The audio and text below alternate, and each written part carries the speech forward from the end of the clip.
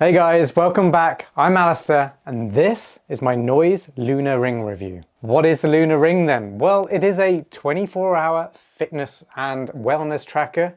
It airs more towards the wellness tracking because it isn't the best at tracking fitness. Really, you are still going to want a running watch or a sports fitness smartwatch to be able to track runs with GPS to get all those kinds of useful metrics that you would expect from your runs. But what the Lunar Ring does really well is track your wellness, which means you will have to wear it throughout the night, which is just as well. It's nice and small and you don't really notice you're wearing it because you will have to be wearing it all day and all night to get the full benefits of getting all the data from this. But with all that data, you will be able to get a much better picture of your daily wellness and fitness through looking at metrics like your HRV or heart rate variability, your heart rate throughout the day, your resting heart rate, when your resting heart rate kind of dips to its lowest during your sleep phase. All these metrics are really important because it shows how well you're recovering. This is all really useful information, especially if you are interested in getting fit, making sure your health and fitness is on track, because you will be able to see where you need to be improving your wellness so that you're not overtraining and you're not actually doing damage to yourself. It's a really good indicator of knowing when to go and when to stop. First off then, it costs $300, which is actually really good for a wellness tracker. And what's better is there's no subscriptions or anything like that. Like the Oura Ring, for example, you will have to pay a subscription, so it just adds up over time. I don't like subscription models, especially when it comes to my health and fitness. I just want to buy the hardware, know I'm getting good software, and know I'm not going to have to pay any more than that throughout the time. But you can get yourself a 10% discount if you use my exclusive code TRAILKALE10. Use that and then you'll get a discount on your final order for the ring, making the ring cost $270, which is fantastic. That makes it even cheaper than the Ultra Human Ring Air, which I've also reviewed. When it comes to weight, it's around 3 to 4 grams. This is a range because the weight of your ring will depend on the ring size that you get to fit your finger. Thickness is about 2.8 millimeters. But going back to weight, for anyone who doesn't really have a reference point of how much 3 to 4 grams actually is, well, really it's really nothing. It's just like a normal ring, to be honest, which is why smart ring trackers are so good. They're just not noticeable, and that's why I think so many people like these over watches or smartwatches, is because they're so discreet. There's no notification pop-ups or alerts or anything to distract you. It's just on there, not noticeable, and just tracks your metrics in the background. The exterior material is using a fighter jet grade titanium, which sounds very fancy, but all it really means is the fact that your ring exterior will be protected. It's incredibly durable, and it's very durable from scratches as well. I have been wearing this, you know, throughout the whole day, doing all sorts, and the scratches are just really not even noticeable, so that's fantastic. If you do lift weights with a ring like this, you're very likely to be scratching it up, but scratches on the exterior don't affect the actual performance of a ring. It will still work, it will just make it look a bit more worn. Not a problem. When it comes to battery life, I've been getting about 4 to 5 days worth of charge on it. I do recommend charging it before it runs completely flat, because sometimes it can take a bit of time to wake up on the charging dock. So it's nice to know that it's charging straight away rather than having to wait for it to wake up and not sure if it's charging later on. I'll explain that more in detail in just a moment. And when it comes to how quickly it charges, well, it takes about 1.5 to 2 hours to charge full. So that's not incredibly fast, which is why I say it's probably better just to top it up every 2 or 3 days or so that you don't have to charge the whole amount. Water resistance is about 50 meters. I haven't been doing any swimming in this, but I have of course been showering and washing my hands in it, and it's been absolutely fine. It's not going to get damaged by any water or dust because it's completely sealed. All the sensors are sealed inside the ring. When it comes to the sensors, it includes optical heart rate sensors, blood oxygen sensor via the red light, infrared PPG sensors, skin temperature sensors, and a 3-axis accelerometer so that the ring knows basically when you're going out on a walk or a run. It will detect that and then suggest within the app, did you go for a walk? Would you like to track that as an exercise or a activity? And the same for runs. It does that as well. It picks them up really well. I've noticed it hasn't picked up cycling very well, but that could be improved with future software updates for sure. And then when it comes to connectivity, the Ring connects to your phone app via Bluetooth. So there's no Wi-Fi on the Ring. This doesn't connect to your home Wi-Fi or anything like that. It literally connects to your app and sends data and gets data back from there that way. When it comes to sizing and fit then, Luna will send out a sizing kit to you before they send out the actual ring. That makes sure you get the perfect size for your fingers. You don't have to deal with returns later on. The sizing has been pretty good. One thing I will note though, so I chose my size that was the same as the Ultra Human Ring Air.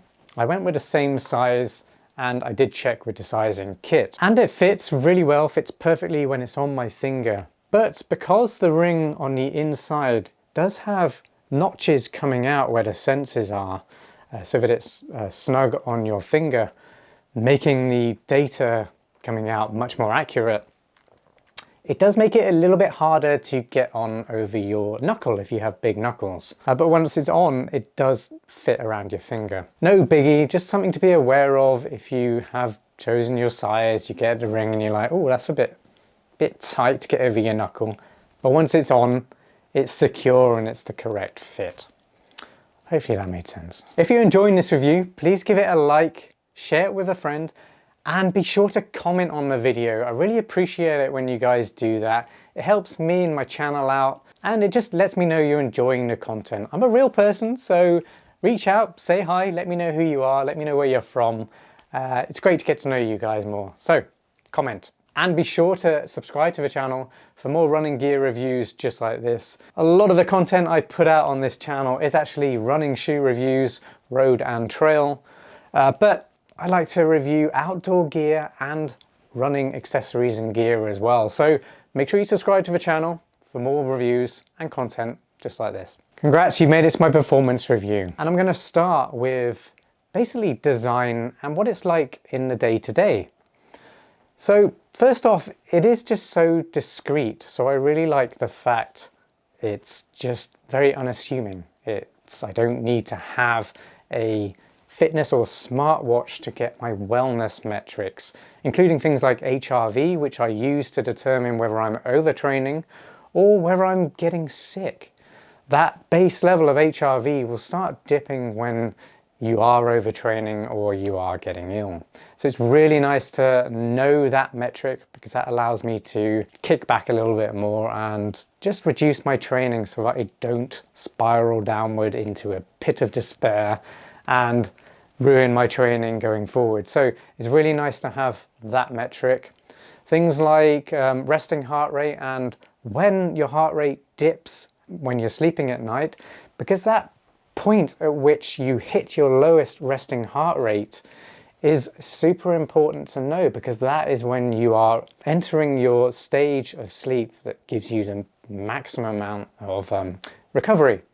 So knowing when that happens is really important, because if that stage happens too late throughout your sleep stage, then you're not getting maximum recovery. And knowing that allows you to figure out how to make sure you start that phase much sooner to get maximum benefits from your sleep recovery. Going back to the design though, I've got this matte black design, which I really like. I'm loving matte black on things right now. And this notch here is really useful because there is a correct way to actually have a ring on. You can't just have it any orientation, because the sensors are mostly around the bottom half of a ring, and you want those sensors to be on the inside edge of your finger, because that's where the veins and whatnot are in your finger that the sensors need to measure. Having that notch at the top makes it very easy to know if your orientation of a ring is correct. So I really like that.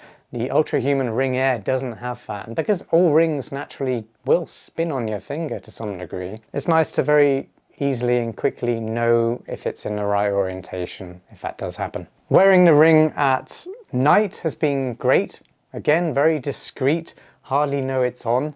Occasionally though, if I am dropping off and for whatever reason I've got my hand by my face, with the sensors facing my face, you do occasionally get those sensors flashing on bright green or red, and you do notice it. So there are occasions where it might disturb your sleep if you are not asleep yet and your hand's very close to your face.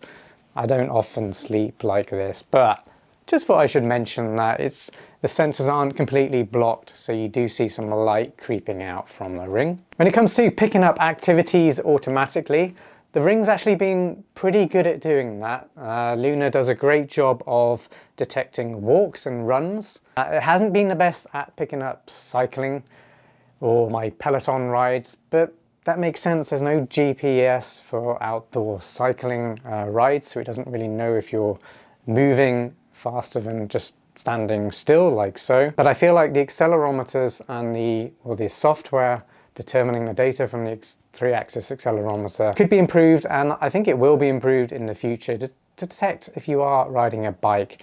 This, of course, is going to be much harder on a static indoor bike like the Peloton, because you're not going to have a vibration of when you're actually riding, so it's going to be hard for Luna to detect those indoor rides, if that makes sense. So anyway, that's really a software thing, which I hear is going to get some really big improvements in a couple of weeks. So I'm excited to see what that brings to the Luna platform. The Luna Ring also comes with free AI training as well, which is really cool. That's something that the Ultra Human Ring Air doesn't have. That's all free as well, and it will always be free. So it's nice feature within the app. It kind of gives you some advice and training based on your data, and it uses AI to look at that data to determine your fitness over time, and at any point in time it will give you kind of like a roundup of how your fitness is going and give you advice to help improve it. So that's a really nice feature that I haven't seen on any other rings right now. The app has been really good for the most part. I like scrolling through all the data on the app and seeing all the metrics that you can get from there and seeing how your base fitness is improving or declining over time. It really does give you some very useful, actionable insights. So I really like that, but the app does have a few issues with stability and connectivity sometimes. Now, again, I'm told by my Luna representative that these things are going to be fixed. It is just a software issue, and in a couple of weeks they're bringing out a huge update which should fix some of those stability issues within the app. And that's the great thing about software, is you don't have to buy a new hardware device. You will get all these benefits over time as the company grows, and as the software improves, you get added benefits along the way. So that's all nice stuff to look forward to. When it comes to fitness tracking with a Luna Ring, don't expect too much, okay? It's not really going to be that good for tracking weight sessions, because it's not really going to track reps all that well or anything like that. A couple of things that could be improved with the Luna Ring then. Number one is the charging situation. This is the charging dock.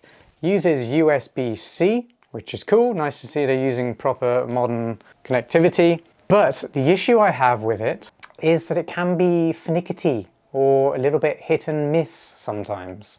So that means basically you have to get it aligned perfectly for it to start charging. How you charge it, how you make sure it's aligned, is actually very simple.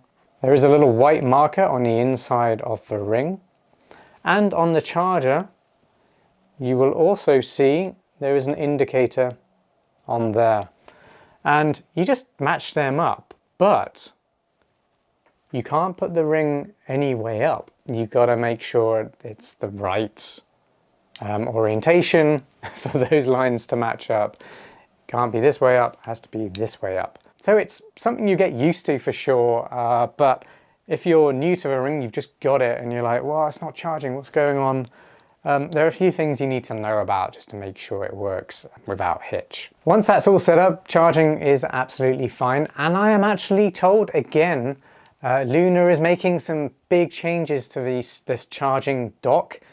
They're going to be bringing one out which actually has a battery built into it as well, which will give you multiple charges with that battery. So if you are traveling, you won't even have to worry about taking this charging cable. You'll just have the dock. You've made it to my final verdict. Is it worth $270 with my discount code? Yes, I really think it is. Now, yes, there are some issues with software, but the hardware is fantastic, and the metrics and insights I'm getting from my wellness are invaluable, to be honest, because it allows me to look at that data and see where I can be improving my recovery and making sure my overall wellness is on track and aligned with my training plan for my running, which is incredibly important to me. I am a runner, that is my life. I love running, and I need to be able to make sure I'm fit for training.